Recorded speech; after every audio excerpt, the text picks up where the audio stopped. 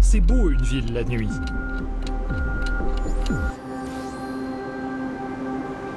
C'est beau et fascinant.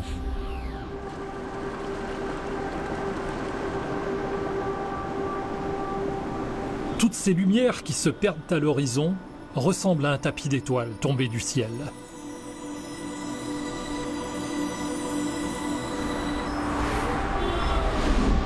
Mais elles sont aussi le reflet de notre insouciance et de nos gaspillages.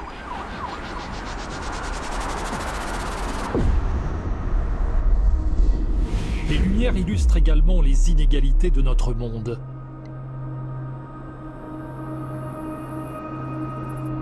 Dans certains pays, elles sont une évidence.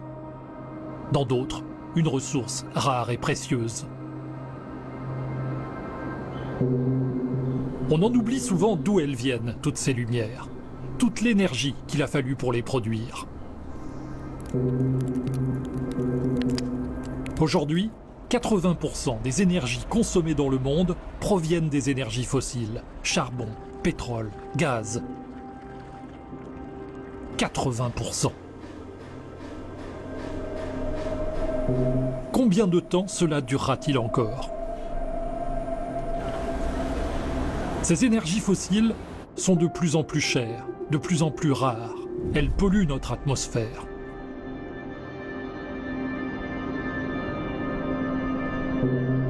Et surtout, elles sont responsables des changements climatiques qui affectent notre planète. La nature, c'est un équilibre subtil que l'être humain est en train de perturber. Et c'est clair que quand on commence à y toucher, eh bien, on détruit tout cet équilibre-là et on se met soi-même en danger. C'est comme un jeu de Mikado, on commence à tirer des baguettes et tout commence à s'écrouler. Le crépuscule des énergies fossiles est pour bientôt. Elles sont condamnées à plus ou moins long terme. D'ores et déjà, notre monde opère une transition vers les énergies renouvelables. Le solaire, l'éolien, mais aussi l'hydroélectricité, la géothermie, la biomasse. If we want to look at the number, today we look at the total final energy consumption. Renewables could be about 13-15%. It will become more than 2/3 in 2050.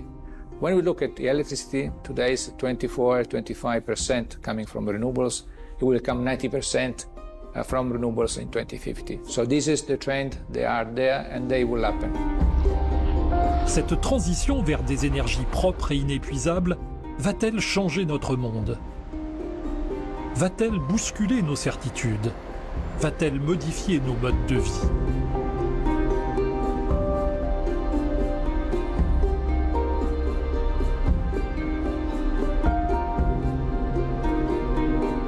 Quelle place le Maroc se fera-t-il dans cette grande compétition internationale ?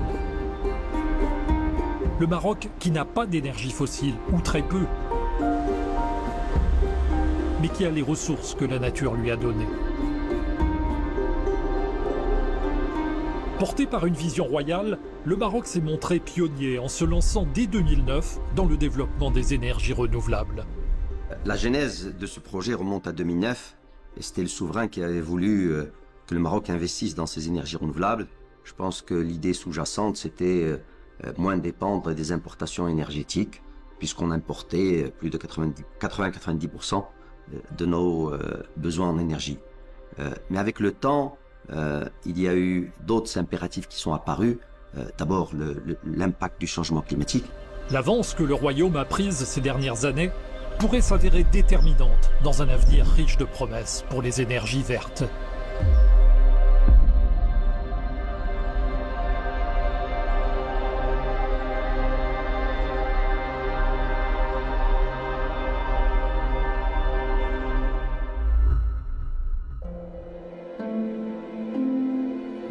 Il n'est rien d'aussi puissant qu'une idée dont l'heure est venue.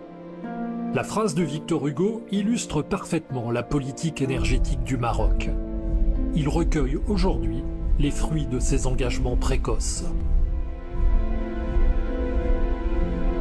Souvenez-vous, dès le sommet de la Terre de Rio en 1992, le Maroc était représenté par le prince héritier, tout juste âgé de 29 ans. L'avenir allait montrer que ce n'était pas un hasard. 24 ans plus tard, 2016 a été une année clé qui a permis à Sa Majesté le roi Mohamed VI d'inscrire définitivement le Maroc sur la carte de la planète verte. D'abord en inaugurant Nour, la plus grande centrale solaire au monde, à Ouarzazate, puis en accueillant à Marrakech les chefs d'État du monde entier venus participer à la COP22.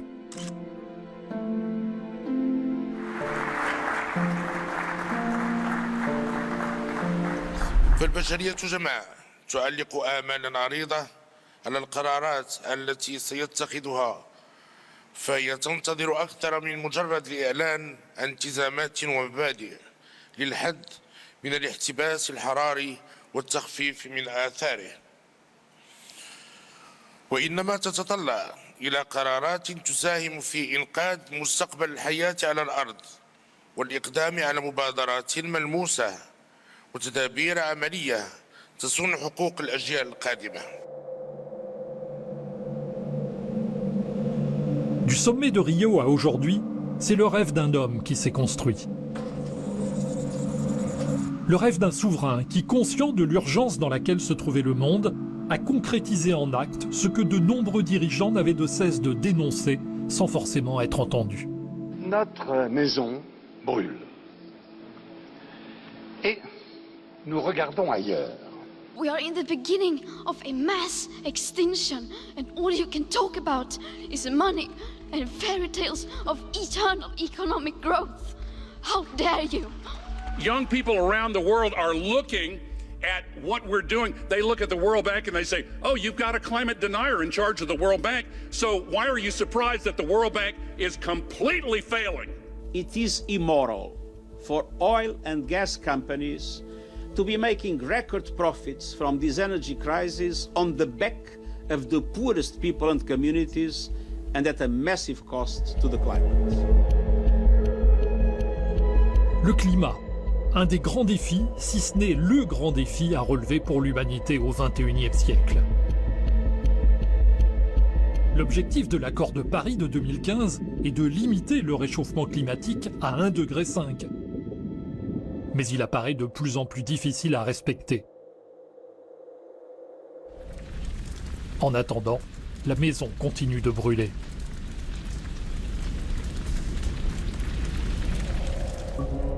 Les énergies renouvelables, qui n'émettent pas de gaz à effet de serre, ne sont pas la solution à elles seules, mais elles en font partie. Elles ne demandent comme matière première que du soleil et du vent, et cela, le Maroc n'en manque pas. Il suffit de regarder les cartes pour s'en convaincre. Près de 3000 heures d'ensoleillement par an, notamment dans les provinces du Sud, et un potentiel encore plus exceptionnel pour l'énergie éolienne. Le Maroc est doté d'un potentiel solaire et éolien parmi les plus importants au niveau mondial. Juste pour vous donner une idée, le Maroc a la capacité en tonnes équivalentes de pétrole d'un Venezuela ou d'un Nigeria, mais en énergie verte. La chance que nous avons, c'est que le potentiel de notre pays est tellement exceptionnel que nous pouvons montrer que notre pays peut à terme passer d'un pays importateur d'énergie grise à un pays exportateur d'énergie verte.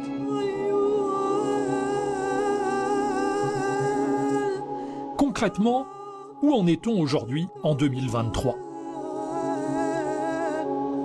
Si l'on doit retenir un chiffre, c'est celui-ci, 4 gigawatts.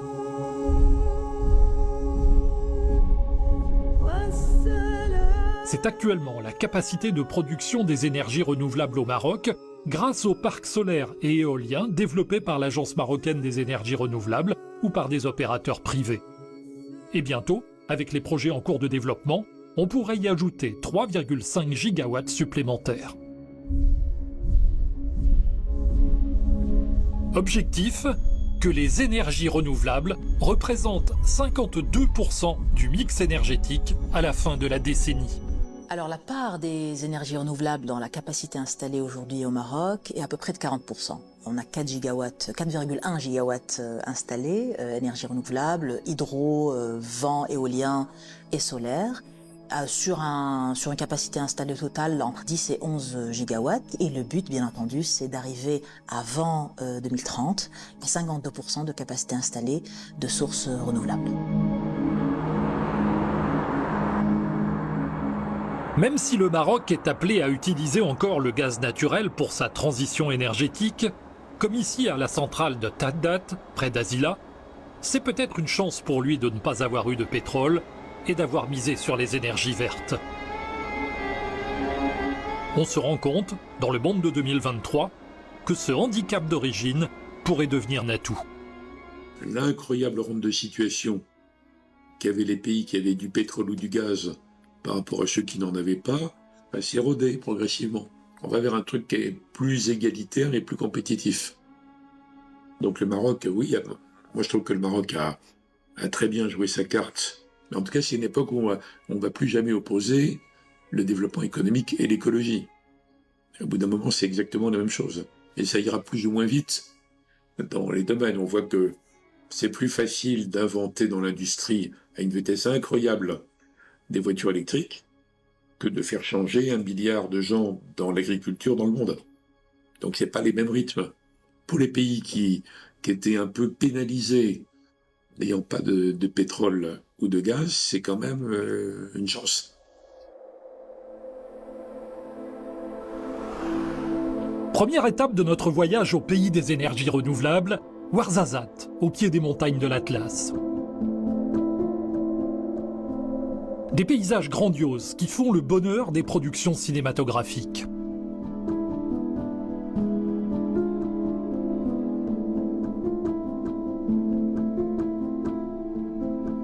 Ici, on est à la fois en Afghanistan, au Tibet, au Moyen-Orient et même dans l'Égypte antique. Ouarzazate est aussi la porte vers les Kasbahs et les grandes oasis de Skoura et de la vallée du Dra.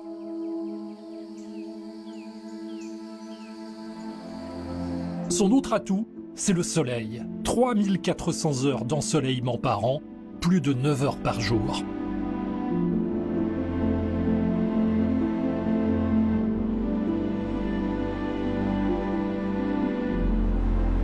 Pas étonnant que ce site ait été choisi pour y construire ce qui fut le plus grand complexe solaire multitechnologique au monde. Nour Ouarzazate, qui a mobilisé des investissements de 24 milliards de dirhams, ce n'est pas une centrale solaire, mais un ensemble de 4 centrales. C'était à l'époque l'un des plus grands projets solaires, ou le plus grand projet solaire à l'échelle mondiale multitechnologie. Et c'est une superficie de l'ordre de 3000 hectares, donc c'est extrêmement impressionnant, avec des technologies de pointe. C'est aussi un projet où on voulait avoir de l'énergie solaire, mais une énergie solaire valorisante et très utile, qu'on pourrait utiliser même durant le soir, là où on a le plus de besoin d'électricité, la période de pic. Donc ça dénote de la capacité du royaume à pouvoir réaliser des projets d'envergure, non pas uniquement à l'échelle pays, mais à l'échelle mondiale.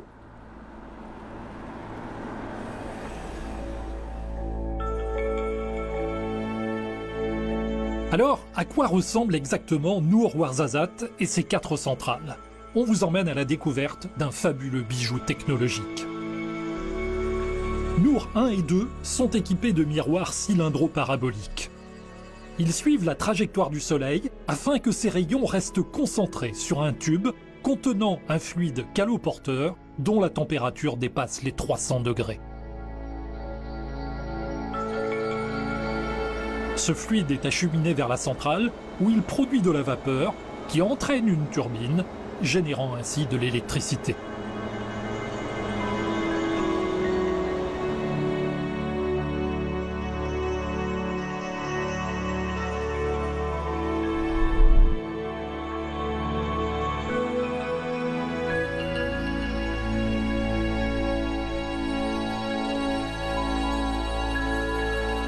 Nour 3 évoque un immense champ de tournesol.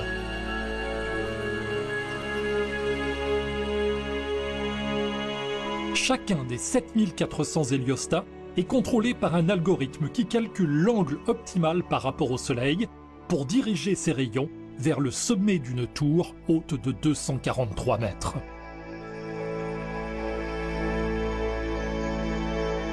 La température y atteint 560 degrés.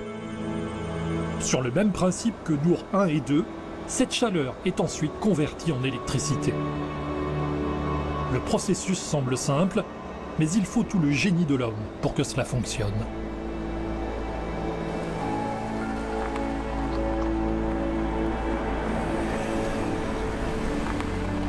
Dernière centrale du complexe de Nour Ouarzazate, Nour 4, qui développe une technologie totalement différente. Cette centrale photovoltaïque transforme directement la lumière solaire en électricité. Chaque panneau produit ainsi 325 watts. Nour 4 comporte 220 000 panneaux, eux aussi traqués sur la course du Soleil pour ne pas en perdre un rayon.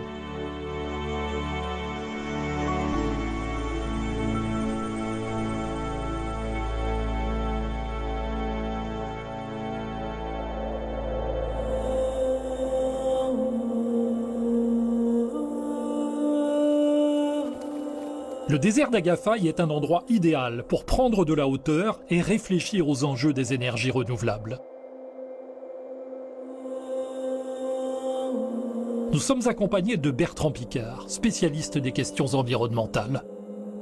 Je m'appelle Bertrand Piccard, je suis médecin psychiatre, explorateur. Et ce qui m'intéresse, c'est de trouver des nouvelles manières de faire et de penser.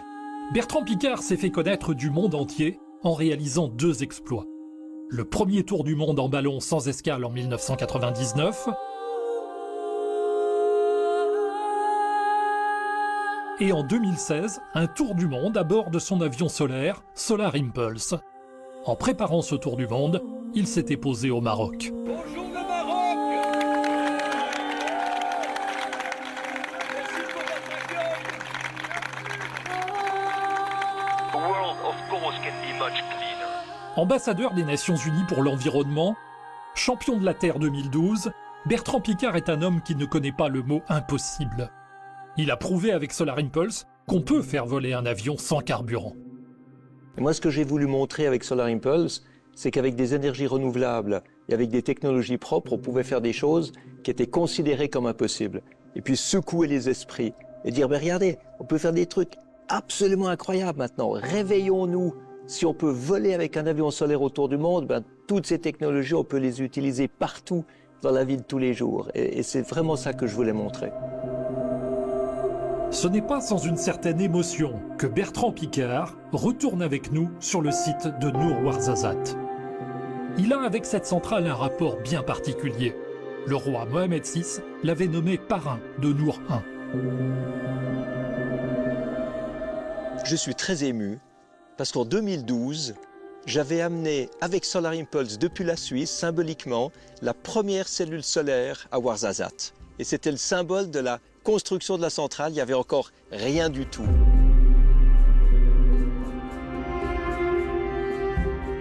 Quand je vois toute cette centrale solaire ici à Ouarzazate, je me dis mais pourquoi il n'y en a pas partout ailleurs? J'ai l'impression que le monde n'a pas compris dans quel sens évoluer. Cette centrale Nour de Ouarzazate, qu'est-ce que ça dit des ambitions du Maroc en matière d'énergie renouvelable? En fait, ce qu'il faut voir, c'est que c'est le résultat d'une vision extraordinaire qu'a eu le roi. Et aujourd'hui, il y a Nour 1, Nour 2, Nour 3, Nour 4, il y a du photovoltaïque, il y a du solaire thermique, il y a du solaire à concentration, il y a une production industrielle qui alimente une partie du pays. C'est impressionnant.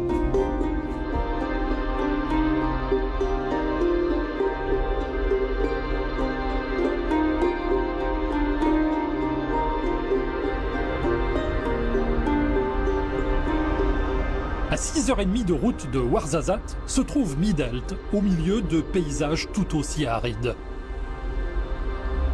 Des paysages qui vont accueillir la prochaine grande centrale solaire du Maroc. Dans le monde entier, c'est d'ailleurs dans des déserts que sont construites les plus grandes centrales solaires.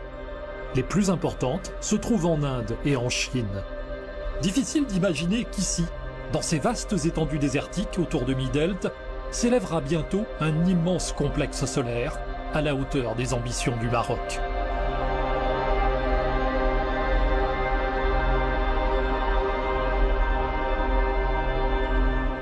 Puisque les énergies renouvelables au Maroc sont un livre à écrire au fil de l'histoire, Mi-Delt sera le prochain chapitre.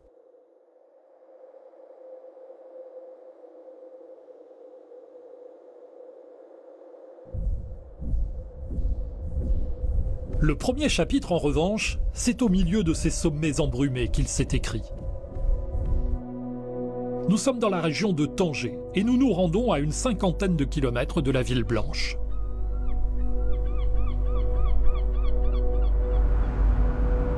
Le parc éolien de Koudia Al-Baïda est le plus ancien du Maroc, et même d'Afrique.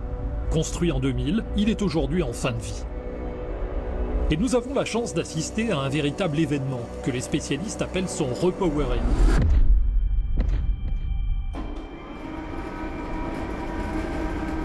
Il s'agit de remplacer les anciennes éoliennes à la technologie dépassée par de nouvelles, beaucoup plus performantes.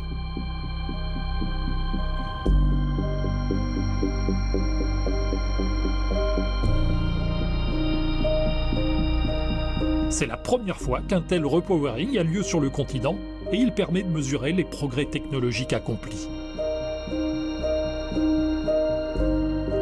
L'ancien parc comptait 90 éoliennes et produisait au total 49 MW.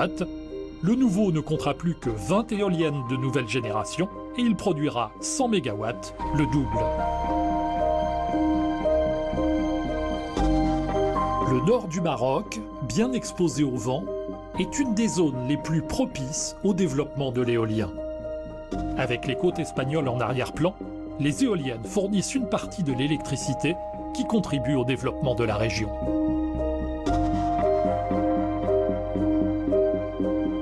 Nous nous rendons à présent sur le parc Al-Khaladi. Les silhouettes de ces 40 éoliennes se découpent sur les crêtes, tels des moulins à vent du XXIe siècle.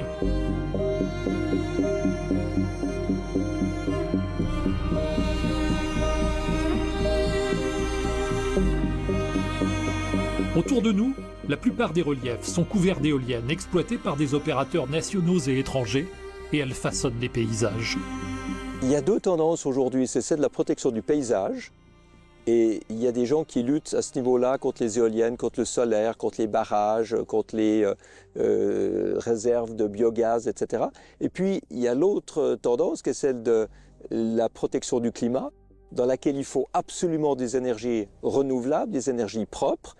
Et puis, maintenant, sur le plan subjectif, je crois qu'on s'est très bien habitué aux pylônes électriques, même si ce n'est pas très beau. Moi, personnellement, je trouve qu'une éolienne, c'est beaucoup plus beau qu'un pylône électrique. Quand je vois tourner une éolienne, je me dis que ça produit l'énergie que la région est en train de consommer. Et je crois que c'est quelque chose qui devrait être associé vraiment maintenant à notre conscience de consommer de l'énergie.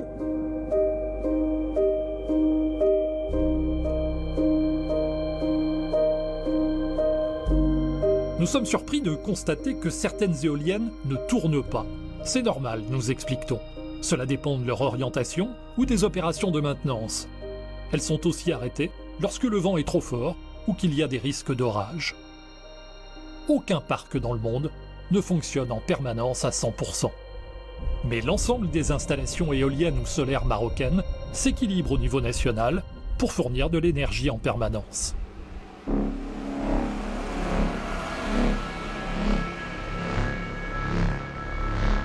Changement de décor.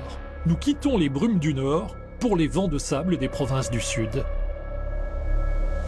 Des vents qui soufflent sur la région un air chargé de promesses. Nous sommes à Tarfaya.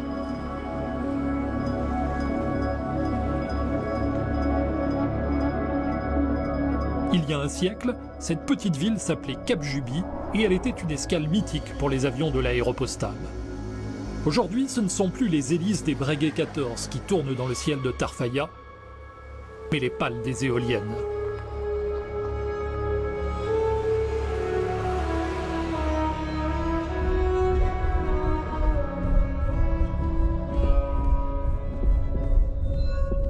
Lors de sa mise en service en 2014, ce parc était le plus grand d'Afrique avec ses 131 éoliennes.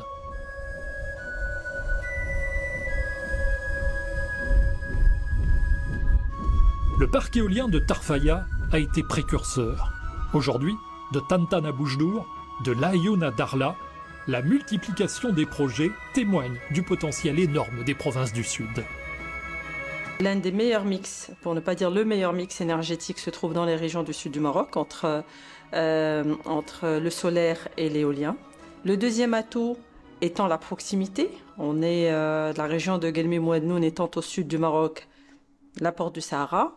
Elle est aussi au centre du Maroc. J'ai tendance souvent à dire que la distance entre Tanger et Tantan est égale à la distance entre la ville de Tantan et El Gouira. Donc on est vraiment au centre du Maroc. Donc le troisième atout est l'infrastructure dont disposent les provinces du Sud. Vous savez que le Maroc a beaucoup investi ces dernières années dans les provinces du Sud à travers une multitude de ports, à travers des aéroports et aussi à travers la voie express.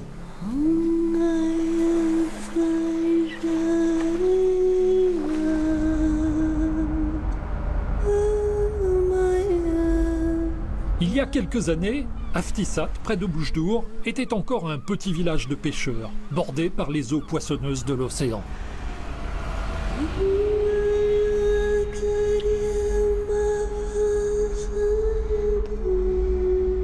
Aujourd'hui, on peut y voir pousser les éoliennes, comme les palmiers d'un nouveau monde qui tente de réconcilier nature et technologie.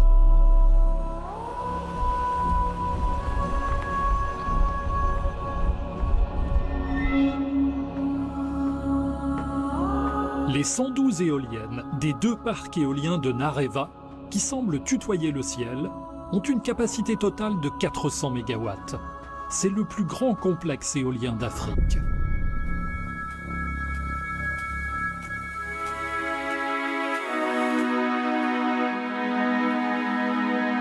Des outils majeurs pour le développement économique des provinces du Sud.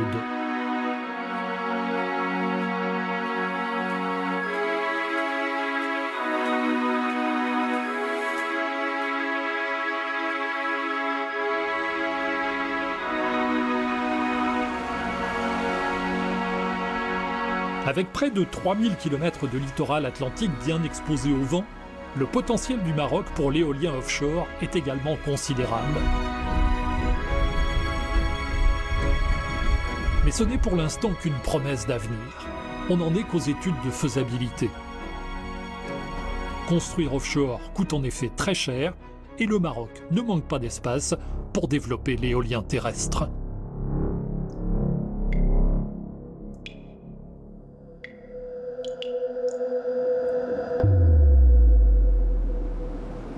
Cette grande muraille de béton, c'est le barrage Al-Masira, construit en 1979. À mi-chemin entre Stat et Marrakech, il dresse ses 82 mètres de hauteur en travers de l'Oued Oumerbia, le deuxième plus grand fleuve du royaume. Bien avant le développement du solaire et de l'éolien, ce barrage hydroélectrique témoigne de l'engagement du Maroc dès le siècle dernier en faveur des énergies renouvelables. Le royaume compte aujourd'hui 152 grands barrages hydroélectriques en service et 18 en construction, ce qui en fait l'un des pays les mieux dotés du continent. Il représente 17% de la puissance totale installée du Maroc. Mais ils sont tributaires de l'approvisionnement en eau. Cette année, le taux de remplissage moyen des barrages est inférieur à 35%. Contrairement au soleil et au vent, l'eau est une ressource vulnérable. Et cette situation risque encore de s'aggraver avec les changements climatiques.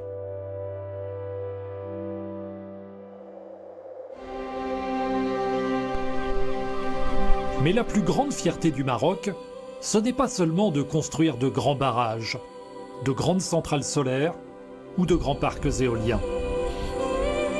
Ce n'est pas non plus de figurer parmi les acteurs qui comptent sur la planète des énergies renouvelables. La plus grande fierté du Maroc, c'est d'avoir permis à chaque Marocain d'accéder à l'électricité. Près de 100% des douars sont aujourd'hui reliés au réseau électrique. Le succès de l'électrification rurale est dû à un programme qui s'appelle le PERG, qui a coûté à peu près 25 milliards de dirhams d'investissement et qui a permis d'arriver à 86% pour être très précis, d'électrification du Maroc. Alors, ce que j'ai dit toujours, c'est que les derniers 0,2% sont déjà les plus difficiles à électrifier de manière traditionnelle, en tirant un câble et en utilisant le réseau central, et aussi les plus coûteux, mais c'est aussi la partie de la population qui est la plus frustrée, la plus pauvre, qui a encore plus besoin d'avoir accès à de l'électricité, à des formes modernes d'énergie. Dans les grandes villes, de plus en plus de bâtiments publics sont équipés de panneaux solaires. Ils fournissent de l'électricité du lever au coucher du soleil, et cela tombe bien, ce sont aussi les heures d'ouverture.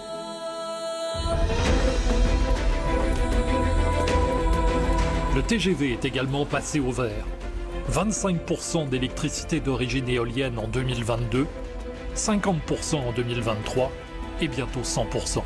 L'équivalent de 120 000 tonnes de rejet de CO2 évités ou encore de 4 millions d'arbres plantés. Des exemples parmi de nombreux autres dans tous les secteurs de l'économie. L'Agence marocaine pour l'efficacité énergétique travaille dans l'industrie, dans le transport, dans le bâtiment, dans l'agriculture, dans les villes, pour accompagner cette transition énergétique. Les différents acteurs, nous accompagnons aujourd'hui les industriels pour décarboner leur industrie, c'est-à-dire économiser l'eau, l'énergie, gérer leurs déchets correctement, économiser tous les intrants. C'est ça. C'est pas seulement mettre un panneau solaire ou d'utiliser un peu de renouvelable. Non. La politique énergétique, c'est d'abord être le plus économe, ne plus gaspiller, et ensuite utiliser au maximum les énergies renouvelables. Et avec cela, vous pouvez non seulement décarboner votre process, mais en plus baisser votre facture énergétique.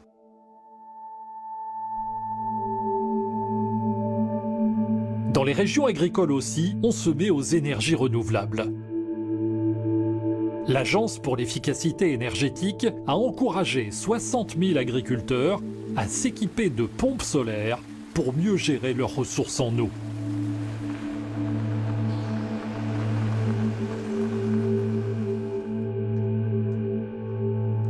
C'est le cas sur cette propriété plantée de 17 hectares de vignes à Ain El Aouda, près de Rabat.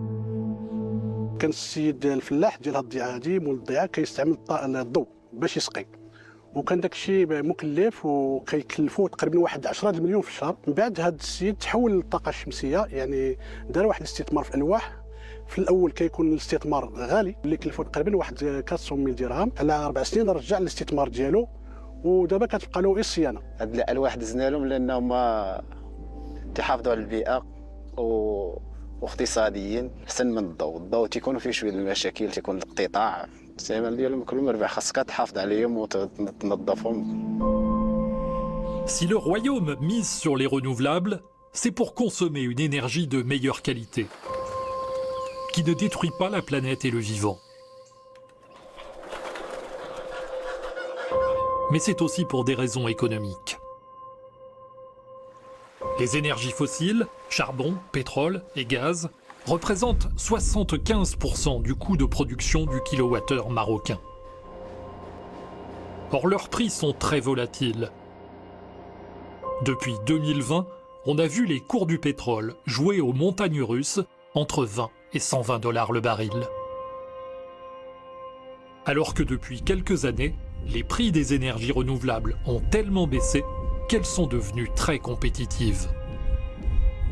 So renewables are the less costly way to produce electricity in large part of the world.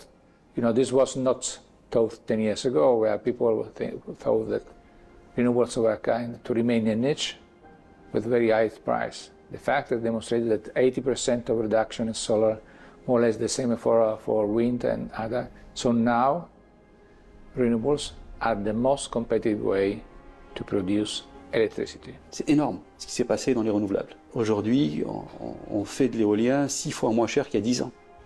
On fait du photovoltaïque presque 10 fois moins cher qu'il y a 20 ans.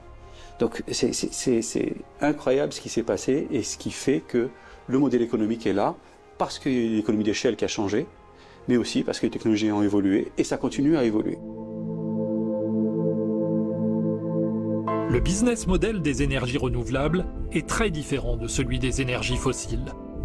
Avec les énergies fossiles, les infrastructures représentent 20% des investissements et la matière première, gaz, pétrole ou charbon, 80%. Avec les renouvelables, c'est l'inverse. Les infrastructures absorbent 80% des investissements alors que le soleil et le vent sont gratuits. Ce qui veut dire qu'il faut réaliser de gros investissements au départ, mais que les coûts de fonctionnement sont ensuite limités. Au Maroc, la Banque mondiale chiffre à 78 milliards de dollars les investissements nécessaires à la transition énergétique d'ici 2050. Il faudra investir bien sûr de façon massive, il faudra investir dans le réseau de transport électrique, il faudra investir dans le stockage de l'énergie sous forme de batteries ou d'autres moyens. Et puis ensuite, il faudra investir dans l'hydrogène, la production d'hydrogène vert, la mobilité électrique, la décarbonation de l'industrie. Dans le jargon de l'innovation, on dit que ceux qui ont fait de l'argent lors de la ruée de l'or, c'était pas les gens qui cherchaient de l'or, mais c'est les gens qui vendaient des pelles et des brouettes et des jeans.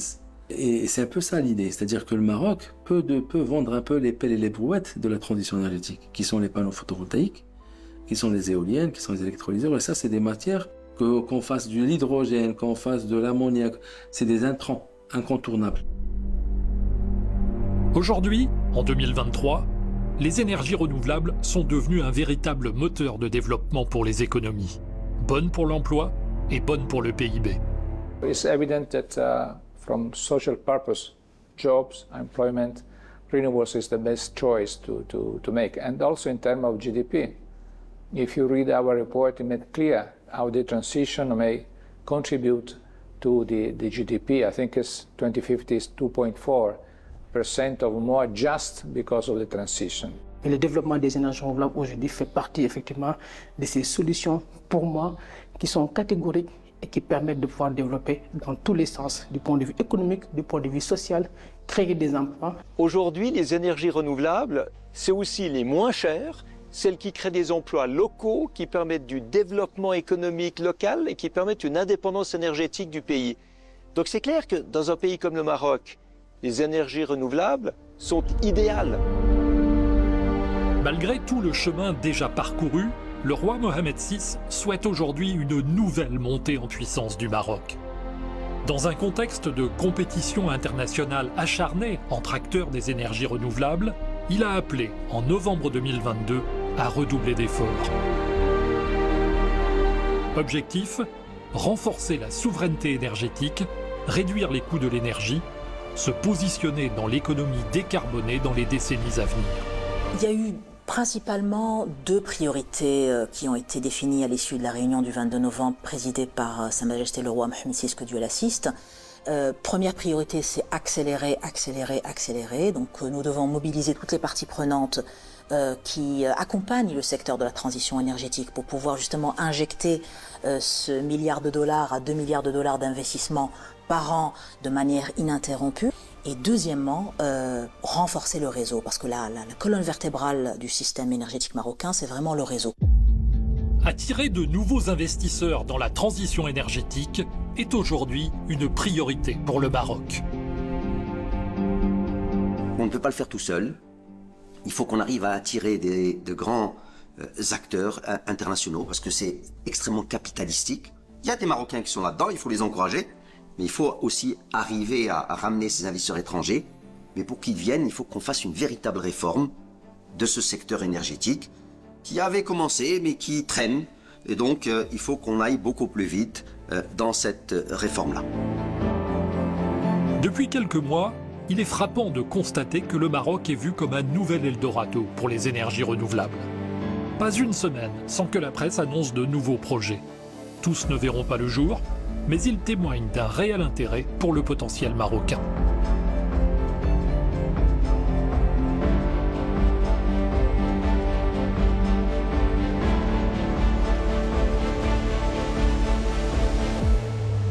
Pour nous, le Maroc, c'est vraiment un des leaders en fait dans le domaine des énergies renouvelables. Je crois que le Maroc a développé beaucoup de ressources, notamment solaires, avec même les centrales évidemment d'Ouarzazate, mais aussi des programmes tels que l'éolien. Donc le Maroc est, je crois, pour le continent, un des pays qui a vraiment pris de l'avance par rapport à d'autres pays dans le continent.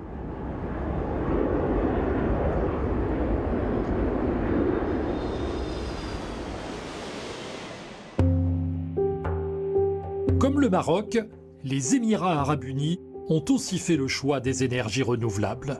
Direction Dubaï pour essayer de comprendre ce choix en apparence paradoxal de la part des Émirats. Si Dubaï baigne dans l'hypermodernité et la frénésie de consommation, au point d'y construire des pistes de ski indoor, sa voisine, Abu Dhabi, développe une image plus culturelle. Avec son musée du Louvre et sa somptueuse mosquée Cheikh Zayed.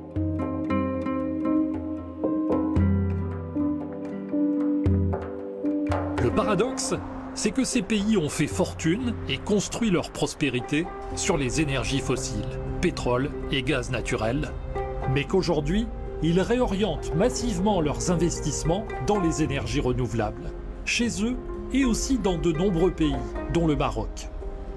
Les Émirats ont compris ces dernières années que les renouvelables devenaient de plus en plus rentables.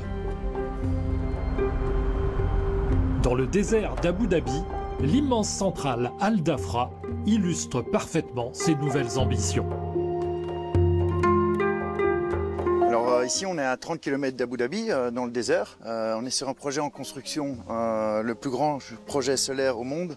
Et ce projet a pour particularité d'être sur 20 km². Donc 20 km², c'est l'équivalent de 3000 terrains de football. Il y a 7 km de long, 3 km de large. On a installé 4 millions de panneaux solaires bifaces. Donc ils vont capter les rayons du soleil par au-dessus et par le dessous, donc ça va augmenter l'export en électricité. Et puis on a également installé tous ces panneaux solaires, comme vous pouvez le voir, sur des trackers. Donc on va suivre le mouvement du soleil du matin au soir.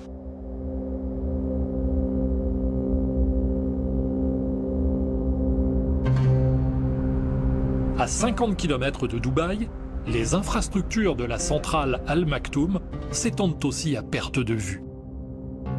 Bénéficiant d'un ensoleillement exceptionnel, Al Maktoum comprend du solaire thermique et du photovoltaïque, avec pas moins de 11 millions de panneaux solaires. Lorsqu'elle sera terminée en 2030, elle sera la plus puissante au monde, 5 gigawatts, et elle fera partie, comme nous au Ouarzazate, des projets pionniers dans l'histoire des renouvelables. Si les Émirats sont considérés comme un laboratoire mondial pour les énergies renouvelables, c'est parce qu'elles s'y développent à grande vitesse. En quelques années, les changements ont été impressionnants. Alors qu'en 2015, on n'avait quasiment aucune production renouvelable dans le pays, aujourd'hui, en 2023, quasiment 20% de l'électricité produite dans le pays est faite à partir de moyens décarbonés. Les Émirats sont aujourd'hui sur la 3e marche du podium des énergies renouvelables dans le monde arabe, derrière l'Égypte et le Maroc. C'est ce que révèle le dernier rapport de l'Agence internationale des énergies renouvelables. Son directeur général nous explique pourquoi les pays pétroliers s'intéressent à leur tour aux renouvelables. We have today 1.3 trillion of investment per year.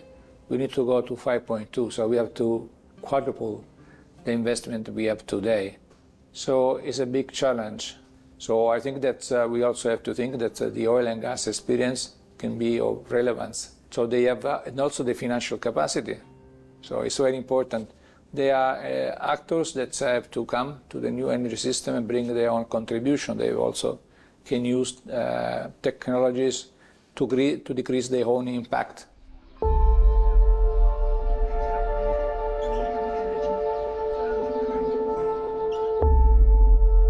L'Agence internationale des énergies renouvelables est implantée, et c'est tout sauf un hasard, à Abu Dhabi, au cœur de Masdar City. Cet écoquartier encore en construction préfigure les villes vertes et intelligentes de demain.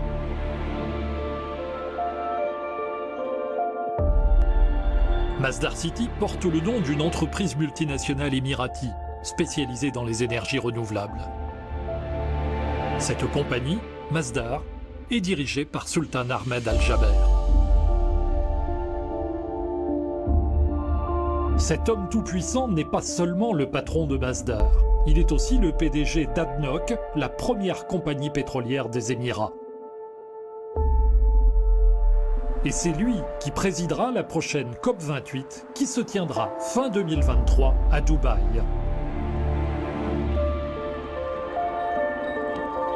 Le patron d'une compagnie pétrolière, président de la COP, comment ne pas y voir une illustration de la transition énergétique et des changements de notre monde? La City de Londres s'intéresse aussi au soleil et au vent du Maroc. Avec un projet en apparence totalement fou qui a germé dans l'esprit des dirigeants de l'entreprise Xlinks. Ils veulent en effet que le soleil et le vent marocain éclairent les bureaux et les appartements sur les bords de la Tamise. Et ils sont prêts pour cela à investir 22 milliards de dollars.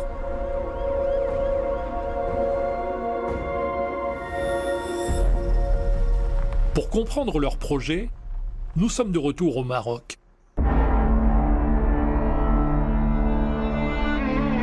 C'est ici, dans la région Guelmim-Wennoun, qu'il va voir le jour.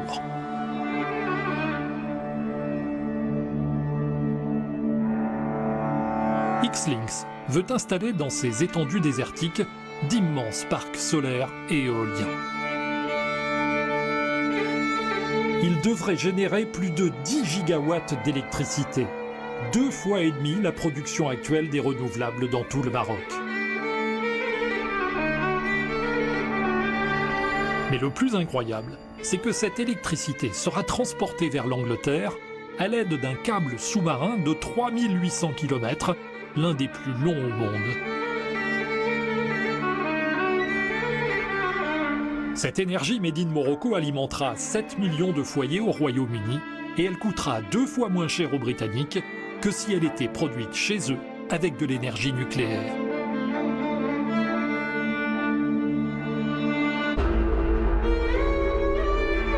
Alors nous sommes très contents de pouvoir abriter un projet comme de la taille de Xlinks. Ce qui nous importe le plus, c'est que ce projet puisse aussi bénéficier amplement à la région, en créant de l'emploi, en bénéficiant aussi du coup de l'électricité qui serait produite sur place, et pourquoi pas bénéficier aussi de tous les intrants qui vont pouvoir et qui vont permettre aussi de produire cette électricité.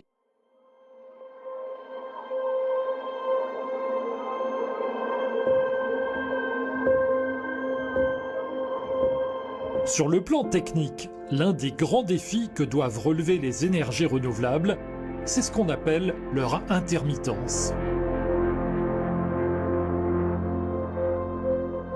Pas d'énergie solaire la nuit, lorsque le soleil est couché,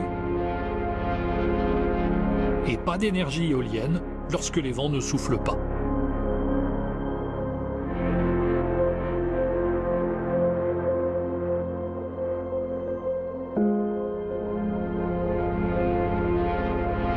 Mais ces dernières années, de grands progrès ont été enregistrés pour stocker cette énergie et la restituer lorsqu'on en a besoin.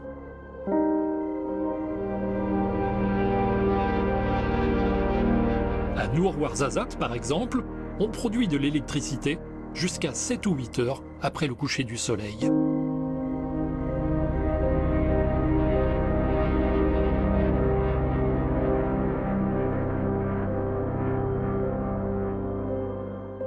Il y a ce mythe qui dit que l'énergie solaire ne marche que quand il y a du soleil. Et c'est pour ça qu'on prédisait que Solar Impulse ne pourrait pas voler jour et nuit. Eh bien sûr qu'il peut voler jour et nuit, on a simplement mis des batteries pour stocker la journée, l'énergie qu'il fallait pour alimenter les moteurs électriques la nuit. Et ici, ce n'est pas des batteries, ici c'est des sels fondus qui sont surchauffés par les miroirs, de manière à pouvoir continuer pendant la nuit à avoir de la chaleur qui produit de la vapeur, qui fait tourner des turbines et alimente le pays en électricité. Ce n'est pas juste de l'énergie solaire disponible la journée, elle est disponible la plus grande partie de la nuit également.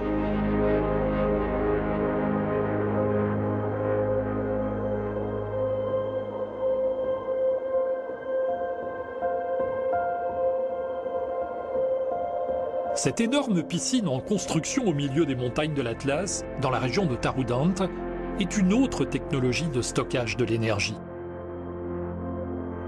On appelle cela une STEP, une station de transfert d'énergie par pompage.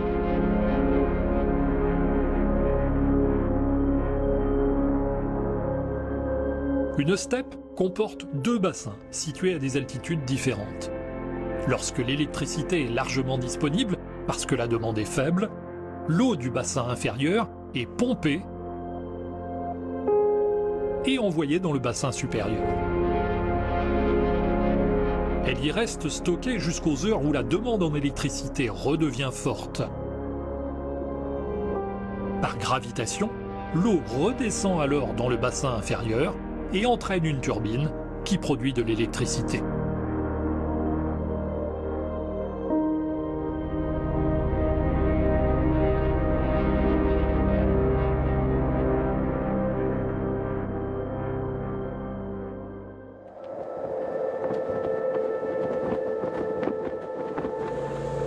L'OCP, leader de l'industrie marocaine, est aussi l'une des entreprises les plus engagées en faveur des énergies renouvelables. Premier exportateur mondial de phosphate, dont il détient 70% des réserves mondiales, le groupe et ses 20 000 employés se transforment pour devenir un champion de l'économie verte.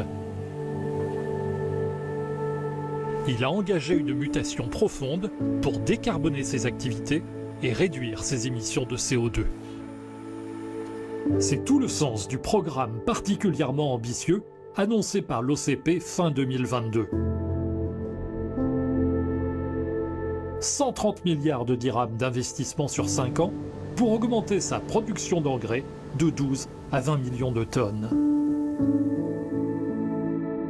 Pour y parvenir, en réduisant son empreinte carbone, l'OCP mise sur les énergies renouvelables. Il veut produire 5 gigawatts d'électricité en 2027, plus que toute la capacité actuelle du Maroc.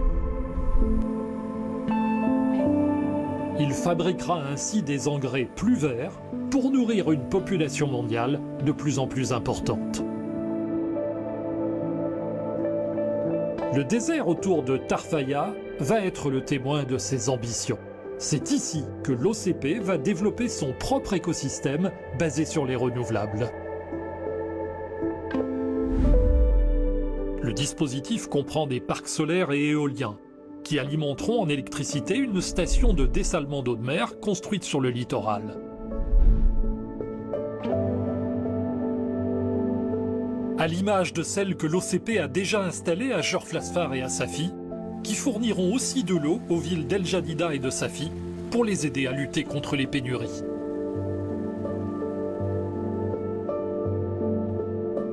L'hydrogène sera extrait par électrolyse de cette eau dessalée. Il sera qualifié d'hydrogène vert parce qu'il sera produit avec des énergies renouvelables. Il sera utilisé pour fabriquer de l'ammoniac, un des composants essentiels des engrais que l'OCP doit aujourd'hui importer en totalité. L'OCP a pris le pari d'être neutre en carbone à horizon 2040. Donc pour y arriver, le recours aux énergies renouvelables est absolument nécessaire et primordial. Donc en composant l'énergie solaire, l'énergie éolienne, nous serons capables de produire de l'hydrogène vert et de l'ammoniac vert avec des capacités et des coûts intéressants.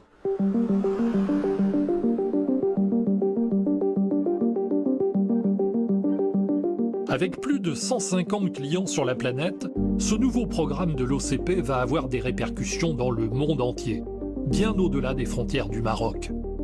D'autant que le groupe a développé des engrais adaptés à chaque pays.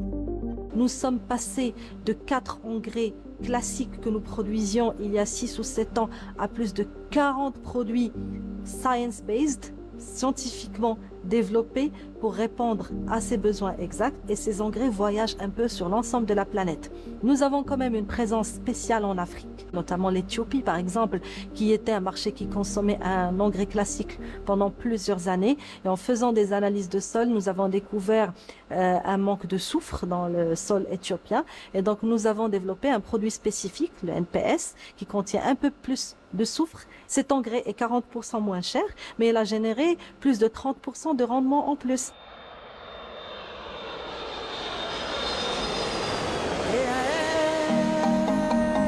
Pour bien mesurer comment les choix qui sont faits au Maroc en faveur des énergies renouvelables impactent la vie de millions de personnes dans le monde, nous nous rendons en Côte d'Ivoire, premier producteur mondial de cacao. À 80 km d'Abidjan, nous avons rendez-vous avec la directrice de la coopérative Simpa, qui regroupe des producteurs de cacao. La coopérative Simpa existe depuis 2003 et elle est spécialisée dans la collecte des fèves de cacao et de café dans la région d'Agboville. Et elle a commencé avec 150 membres. Aujourd'hui, elle a à son actif 3700 membres, dont 300 femmes.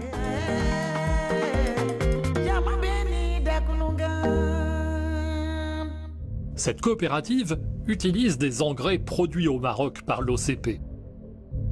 Certains sont fournis gratuitement pour permettre aux petits cacaoculteurs de les tester.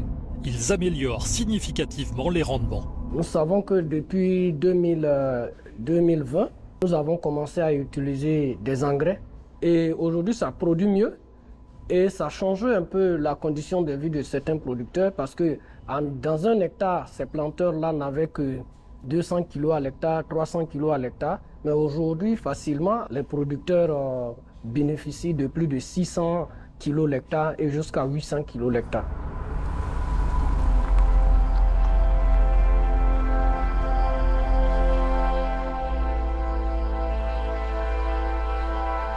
Ici, nous souffrons beaucoup. Voilà, le planteur ici, il souffre beaucoup. Voilà. Vous voyez, on n'a pas assez de moyens. On est là pour produire assez de tonnes, on ne gagne pas. Moi, mon ambition, c'est que les enfants réussissent que moi.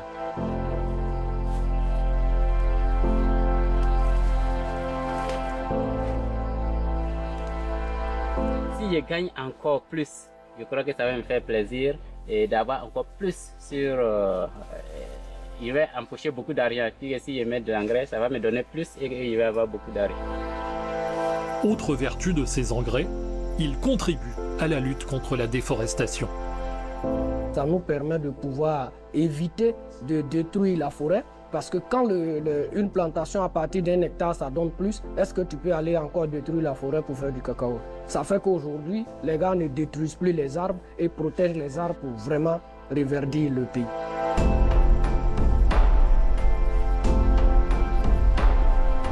La situation des petits cacaoculteurs reste tout de même très précaire, avec toujours de grandes difficultés d'accès à l'énergie. L'électrification ne touche que 45% de la population rurale en Côte d'Ivoire. Comme il n'y a pas de l'électricité, donc nous utilisons ce panneau solaire pour pouvoir juste alimenter. Donc sa puissance ne peut pas regarder la télé, puisque nous sommes dans le noir. Il y a les serpents de foire, bon, donc il faut alimenter, ce n'est pas que ces petits reptiles-là puissent avoir. Donc c'est juste ce panneau que j'utilise pour alimenter mon campement. La coopérative a réinvesti une partie de ses bénéfices dans la construction d'une chocolaterie pour créer des emplois et améliorer ses revenus.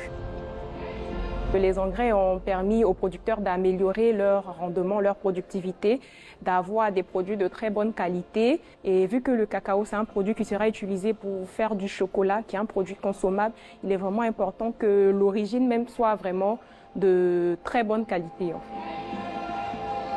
La coopérative finance aussi des actions de développement, comme la construction de cette école. Au revoir.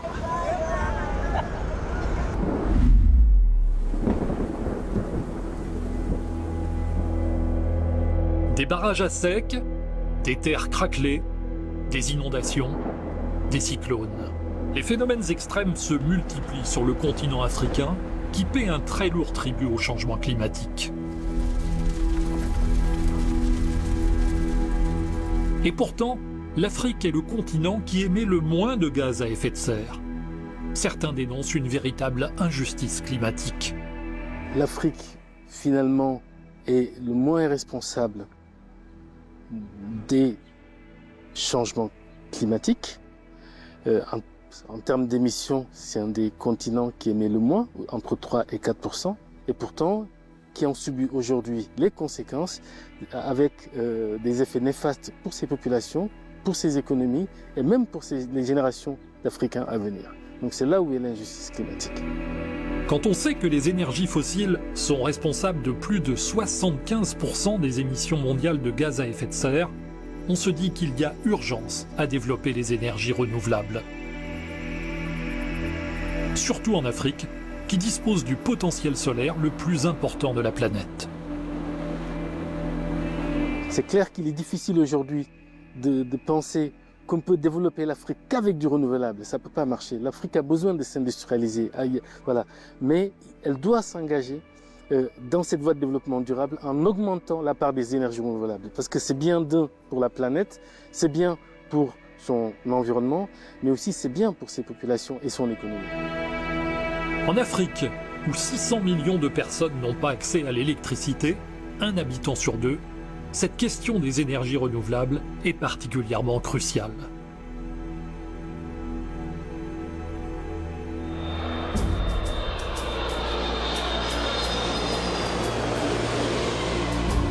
Alors nous décidons de nous rendre au Sénégal.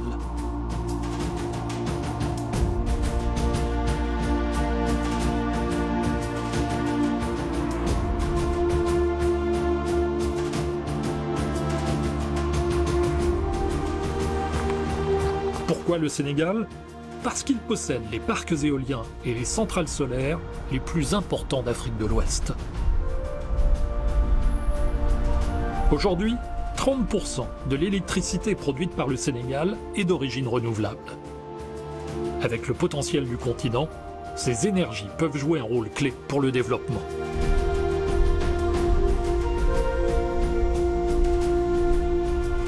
Moi, je dis qu'aujourd'hui, l'énergie aurait pu être ce que l'électronique a été pour le Japon. Si vous vous rappelez, la Seconde Guerre mondiale, c'est hier. Le Japon était rasé de la carte. Ils ont regardé leurs forces, ils ont misé sur l'électronique, ils se sont développés.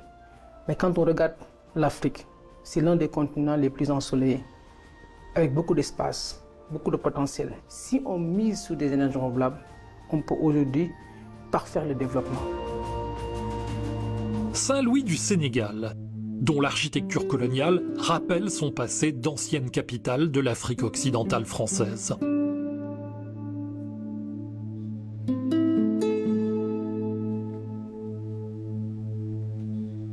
Sur le fleuve, au bord de la Langue de Barbarie, des milliers de pirogues font vivre une des plus importantes communautés de pêcheurs d'Afrique.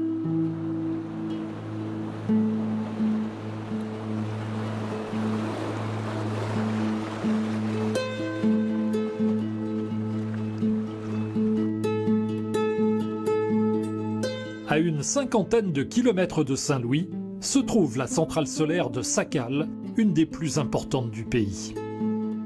La centrale, elle a une capacité de 20 MW crête, donc avec des installations allant de 62 100 panneaux. Donc il faut dire que la particularité de cette centrale, c'est que c'est une centrale rotative qui suit la course du soleil. Donc c'est la seule centrale installée au Sénégal de ce type. Nous, au début de la construction, donc on a eu juste avec nos partenaires allemands, donc qui sont venus pour implanter les pieux, mais sinon tout ce qui concerne le montage a été fait par des personnes de la commune, donc pour pouvoir transmettre certaines formations et pour permettre aussi aux populations de pouvoir s'accaparer, de pouvoir voilà, se sentir impliquées dans ce projet-là. Le Sénégal est un cas de figure intéressant pour les énergies. Après s'être lancé dans les renouvelables, il a découvert d'importantes ressources en pétrole et en gaz naturel. Du coup, cela change les données du problème. et la transition énergétique vers les renouvelables devient un peu moins urgente. L'Afrique aujourd'hui a besoin de s'industrialiser par la force des choses et ce n'est pas avec les énergies renouvelables que nous allons le faire. L'Europe a utilisé ces énergies fossiles, s'est développée, s'est industrialisée et en est arrivé là. Est-ce qu'aujourd'hui, ces pays qui sont à l'origine de cette accélération de changement climatique doivent aujourd'hui nous dicter une leçon? En fait, c'est ça la question finalement. On nous dicte une leçon. On a pollué, on a déréglé et maintenant on décide de changer, mais en changeant, tout le monde doit changer avec nous. On dit, ces ressources, maintenant, en les utilisant, on connaît quels sont les impacts négatifs. Qu'est-ce qui nous empêche ensemble de voir comment réduire ces impacts et laisser l'Afrique utiliser également ses ressources naturelles. Si tout le monde s'accorde sur le potentiel du continent africain, reste le problème du financement de la transition énergétique. Et dans ce domaine, il y a encore beaucoup à faire. Si on prend en fait le total cumulé des investissements mondiaux dans les énergies renouvelables entre 2000 et 2020, l'Afrique a reçu que 2% en fait de ces investissements. Mais en même temps, il faut aussi souligner que l'Afrique, c'est pas uniforme. Il y a beaucoup de différences entre les pays. Et également, si on regarde les investissements entre 2010 et 2020, 75% sont allés jusqu'à 4 pays en Afrique. L'Afrique du Sud, le Maroc, l'Égypte et le Kenya.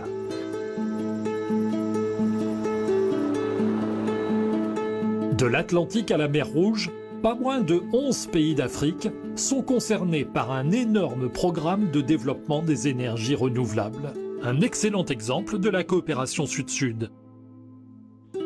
Mazen, l'agence marocaine des énergies renouvelables, lui apporte d'ailleurs son expertise.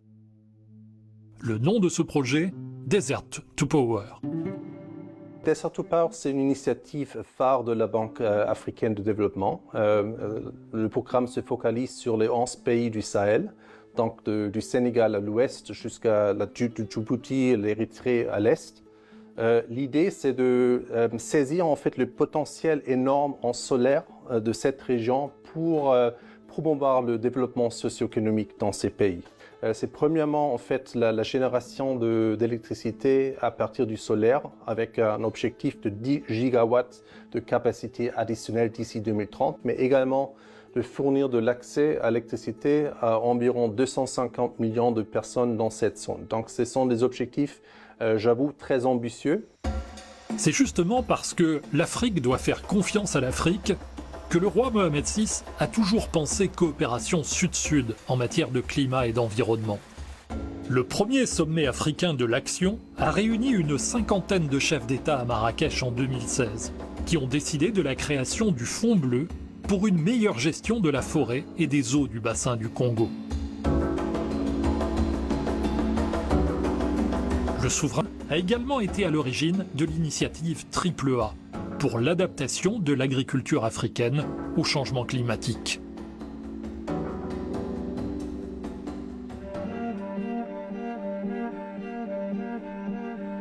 Pour réussir sa transition énergétique et s'ouvrir au monde de demain, le Maroc a besoin d'investissements, mais aussi de matières grises. Il faut des hommes et des femmes aux compétences affirmées. Une partie d'entre eux se trouve sur les bancs de l'université Mohamed VI Polytechnique de Ben Guerir. Dans une architecture résolument contemporaine, intégrant des touches de tradition marocaine, ces 3500 étudiants sont formés aussi bien aux matières purement scientifiques qu'aux sciences humaines, en partenariat avec des universités du monde entier. Ils y apprennent les métiers du XXIe siècle.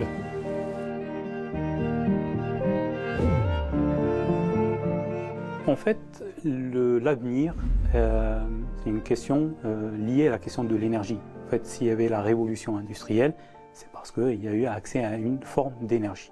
Aujourd'hui, avec tous les changements liés aux énergies fossiles, tout le monde mise sur les énergies renouvelables par rapport à l'objectif de décarbonation, neutralité carbone à horizon de 2050. Donc tout ça offre de nouveaux métiers, de nouvelles perspectives, de nouvelles compétences. Je prends le domaine de l'hydrogène vert. Il y a une phase qui s'appelle l'électrolyse. Ça, c'est un nouveau métier. Ça n'existe pas aujourd'hui. Donc, c'est des nouvelles compétences qu'on doit former aujourd'hui pour être prêt demain, après-demain, pour accompagner cette révolution verte, pas que pour le Maroc, pour le continent africain et pour le monde entier. Rattaché à l'UM6P, le Green Energy Park est une plateforme de recherche développée avec l'IRSN, l'Institut de recherche en énergie solaire et énergie nouvelle. Dans ce laboratoire, on cherche à améliorer les performances des cellules photovoltaïques.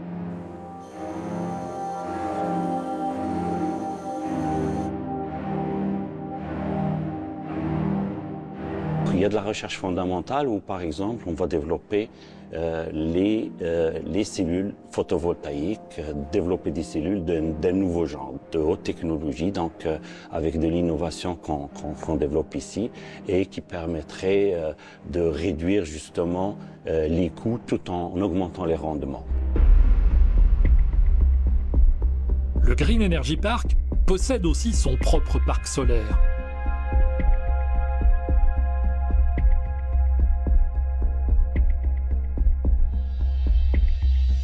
C'est ici que se trouve un local qu'on remarque à peine. Et pourtant, on y mène des recherches sur l'avenir le plus prometteur des énergies renouvelables, l'hydrogène vert. Il s'agit du premier micropilote de production d'hydrogène vert au Maroc. Un électrolyseur alimenté par de l'énergie solaire sépare l'oxygène de l'hydrogène.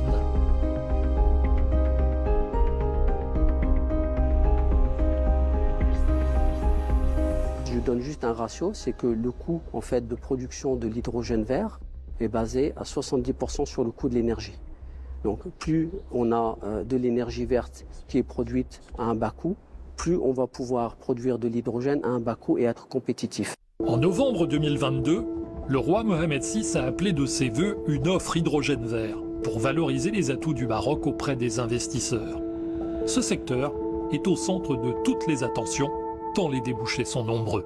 Ils sont innombrables, mais moi personnellement en tant que chercheur, je vois deux grandes utilisations. D'abord l'industrie lourde, l'acier, les fertilisants, l'aluminium, le ciment, et aussi le volet plutôt mobilité lourde, c'est-à-dire carburant pour les avions, carburant pour les bateaux et aussi pour les grands camions. Grâce à ces énergies renouvelables, le Maroc est classé par l'Agence internationale des énergies renouvelables dans le top 5 des pays ayant le plus fort potentiel pour l'hydrogène vert. Il y figure aux côtés de l'Australie, de l'Arabie Saoudite, du Chili et des États-Unis. You know, it was in some way inevitable to have an agreement with Morocco because of the potential of the country. I think that we have in some way assessing that it can provide the 4 or 5% satisfy the 4 or 5% of the energy demand on hydrogen in the world. La proximité avec l'Europe et l'existence d'interconnexions énergétiques pourraient faire du Maroc le premier fournisseur d'hydrogène vert de l'Europe. Un marché considérable quand on connaît la volonté européenne de décarboner son industrie. Alors, l'hydrogène vert, nouvel Eldorado des énergies renouvelables? Dans les provinces du Sud, on y croit. La région Guelmim-Wennoun veut même développer une Green Hydrogen Valley. L'idée est de créer une plateforme dédiée à l'hydrogène vert où on peut capter à la fois la recherche et développement, la formation, l'industrialisation et aussi la production qu'on pourrait avoir sur place. Parce que n'oublions pas que quand on parle d'énergie verte, on parle aussi de dessalement. Et n'oublions pas que la région, comme tout le reste du Maroc, souffre aussi de stress hydrique et que nous souhaitons aussi bénéficier de tous ces projets pour pouvoir à la fois réduire le coût de l'électricité, de l'énergie, comme je l'avais dit tout à l'heure, mais aussi trouver une solution pérenne pour le stress hydrique. Une voiture qui roule à l'hydrogène vert. C'est le pari de Fawzia Naja, un jeune entrepreneur marocain qui a créé la NAM X. Cette voiture est une ambition technologique. Mais c'est aussi l'aboutissement du rêve d'un enfant dont le père a été ouvrier chez Renault pendant 35 ans. Mon père est venu en France en 69. Il était mandaté par une marque française pour venir travailler à l'usine à Flins. Dès ma naissance, dès mon jeune âge, je voyais constamment mon père entrer tous les soirs avec la blouse du travail avec le nom de la marque derrière. On parlait que de voiture pratiquement, on parlait que d'usine, comment ça marche. Mais mon père n'était pas aussi passionné que moi. Mon père travaillait dans ça. Moi, j'ai eu ce tournant, cette passion. Et donc voilà, c'est un peu l'histoire du fils d'ouvrier qui crée sa marque automobile. L'automobile, on s'en rend pas compte, mais je considère que c'est l'une des plus grandes inventions de l'homme. L'inconvénient qu'elle a, c'est qu'elle pollue depuis maintenant presque un siècle. Mais l'intérêt, c'est de garder sa liberté de mouvement, de pouvoir aller où on veut, quand on veut, avec un temps de recharge rapide. Et l'hydrogène le permet. La Namix est un SUV haut de gamme qui se recharge par des capsules à hydrogène. Les premiers exemplaires de la nouvelle voiture que Fawzia Naja souhaite produire au Maroc sont attendus début 2027. J'étais loin d'imaginer que notre vision industrielle allait être en lien avec une vision royale et de tout un pays. Le Maroc fait partie de ces dizaines de pays, il y a entre 35 et 40 pays dans le monde qui ont un plan hydrogène pour en produire massivement et l'exporter.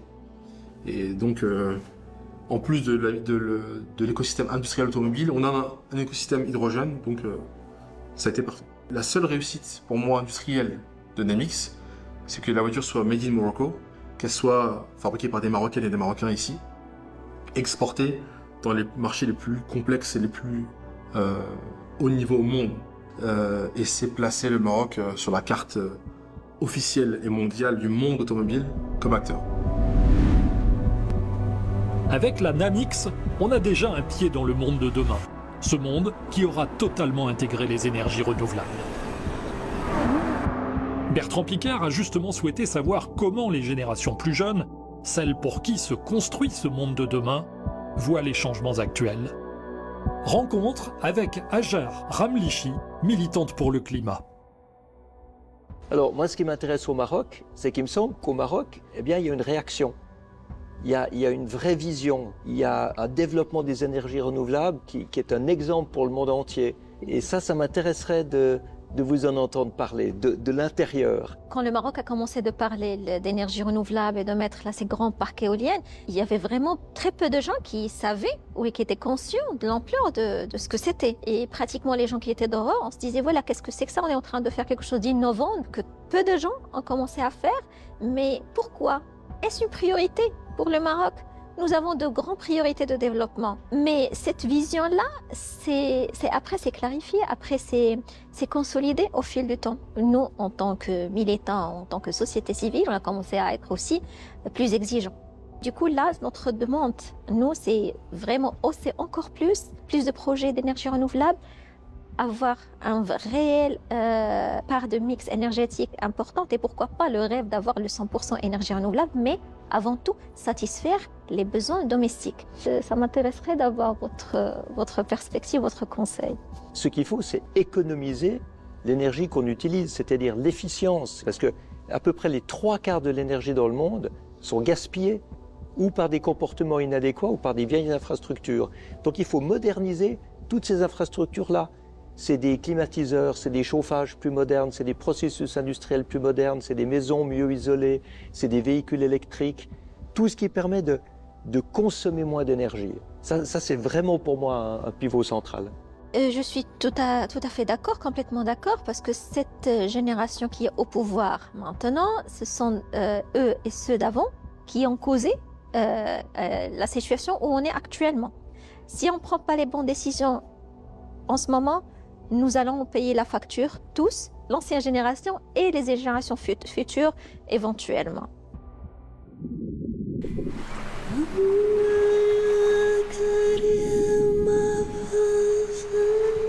Alors, à quoi ressemblera le monde de demain?